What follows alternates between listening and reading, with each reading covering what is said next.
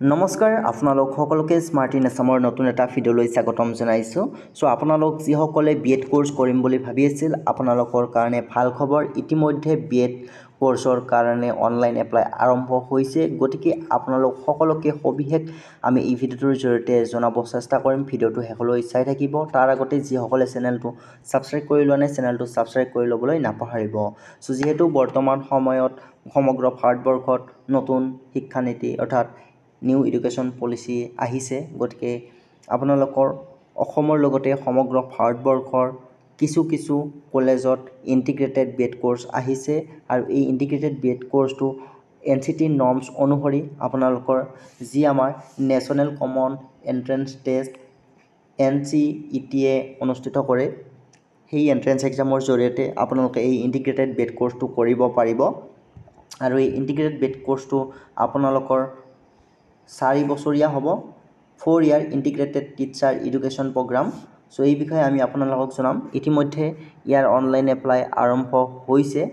ইয়াৰ online apply আৰম্ভ হৈছে আপোনালোকৰ 13 এপ্ৰিল তাৰিখৰ পৰা অনলাইন এপ্লাই আৰম্ভ হৈছে। ইতিমধ্যে অনলাইন এপ্লাই চলি আছে আৰু লাষ্ট ডেট হৈছে 30 এপ্ৰিল তাৰিখ। গতিকে এইখিনিতে আমি আপোনালোকক জনাম অসমত কিমানটা সিট আছে, এণ্ট্ৰেন্স এক্সাম ক'ত দিব পাৰিব আৰু অসমৰ কোন কেইখন কলেজত এই বিএড কোৰ্চ আছে সকলোবিলাক জনাম। ভিডিঅ'টো শেষলৈ চাই থাকিব। আপোনালোকৰ ইতিমধ্যে অনলাইন এপ্লাই ষ্টাৰ্ট হৈছে আৰু লাষ্ট ডেট হৈছে 13 এপ্ৰিল। ঠিক আছে, 13 এপ্ৰিলৰ আগতে আপোনালোকে অনলাইন এপ্লাই কৰিব লাগিব। ইয়াত আপোনালোকৰ এণ্ট্ৰেন্স এক্সামৰ ডেটটো আপোনালোকে চাই ল'ব। 12 জুন 2024 তাৰিখে আপোনালোকৰ এণ্ট্ৰেন্স এক্সাম অনুষ্ঠিত কৰা হ'ব। যিসকল জেনেৰেল কেটেগৰীৰ হয় আপোনালোকে 1200 টকা পে'মেণ্ট কৰিব লাগিব। OBC EWS 1000 টকা আৰু SC ST PWBD আৰু থাৰ্ড জেণ্ডাৰে 650 টকা পে'মেণ্ট কৰিব লাগিব।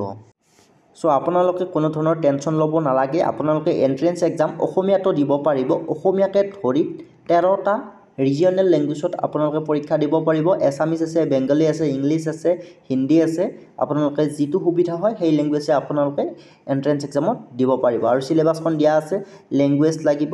নেক্সট আপোনালোকৰ জেনেৰেল টেষ্টৰ ভিতৰত general knowledge, current affairs, general mental ability, numerical ability, quantitative reasoning, logical and analytical reasoning আহিব, টিচিং এপ্টিটিউড লাগিব।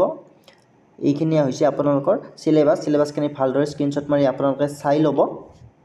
আৰু আপোনালোকৰ কুৱেশ্যনসমূহ মাল্টিপল চইচ কুৱেশ্যন হ'ব, মানে MCQ হ'ব। এতিয়া হৈছে আপোনালোকৰ টোটেল ইনটেক কেপাচিটি কিমান। টোটেল ইনটেক কেপাচিটি হৈছে আপোনালোকৰ 4000তকৈও অধিক। টোটেল ইনটেক কেপাচিটি অৰ্থাৎ টোটেল চিট 4000তকৈ অধিক আছে। কিন্তু গুৰুত্বপূৰ্ণ কথাটো হ'ল যে অসমত কিমানটা চিট আছে সেই বিষয়ে আলোচনা কৰিম।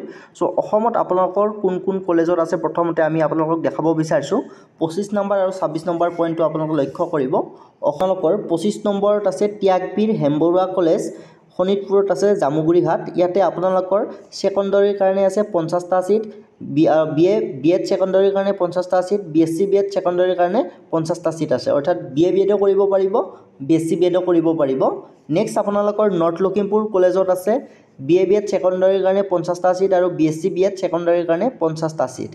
নেক্সট আপোনালোকৰ তলৰ পিনে আকৌ আছে অসমৰ কাৰণে চিট। নেক্সট আপোনালোকে যদি তলৰ ফালে আহে অসমৰ কাৰণে 63 নম্বৰ দেখা পাব চাইদুৰ কলেজ গহপুৰত আছে। আপোনালোকৰ BA BEd ছেকেণ্ডাৰীৰ কাৰণে 50টা চিট আৰু BSc BEd ছেকেণ্ডাৰীৰ কাৰণে 50টা চিট। নেক্সট আপোনালোকৰ যোৰহাটত আছে BA BEd ছেকেণ্ডাৰী আৰু মিডিলৰ কাৰণে 50টাকৈ চিট আছে আৰু BSc BEd ছেকেণ্ডাৰীৰ কাৰণে 50টাকৈ চিট আছে। এনেদৰে অসমৰ কাৰণে টোটেল 400টা BA BEd আৰু BSc BEdৰ কাৰণে চিট আছে। গতিকে আপোনালোক যিসকল ইণ্টাৰেষ্টেড হয় এই ইণ্টিগ্ৰেটেড আপোনালোকে বিএড কোৰ্চটো কৰিব বিচাৰে আপোনালোকে কৰিব পাৰিব। ডেছক্ৰিপশ্যন বক্সত আমি সকলোবিলাক লিংক দি দিম, আপোনালোকে ডিটেইলছ চাব। আৰু যদি কিবা প্ৰব্লেম পায় আপোনালোকে আমাক সুধিব পাৰে। আমাৰ হোৱাটছএপ নম্বৰ হৈছে 9127209043।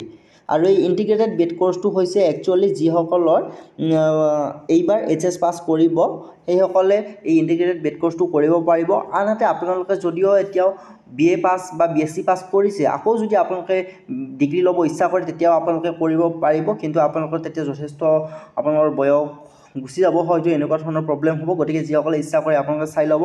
আৰু আপোনালোকৰ দুবছৰীয়া আমাৰ যিটো অসমৰ গুৱাহাটী ইউনিভাৰ্চিটি, ডিব্ৰুগড় ইউনিভাৰ্চিটি, তেজপুৰ ইউনিভাৰ্চিটিৰ আণ্ডাৰত হয় দুবছৰীয়া BEd কৰ্চৰ এডমিশ্যন ন'টিছ অহাৰ লগে লগে আমি আপোনালোকক জনাব চেষ্টা কৰিম। গতিকে ভিডিঅ'সমূহ আপোনালোকে ৰেগুলাৰলি পাই থাকিবৰ কাৰণে চেনেলটো ছাবস্ক্ৰাইব কৰি ল'বলৈ নাপাহৰিব। ধন্যবাদ।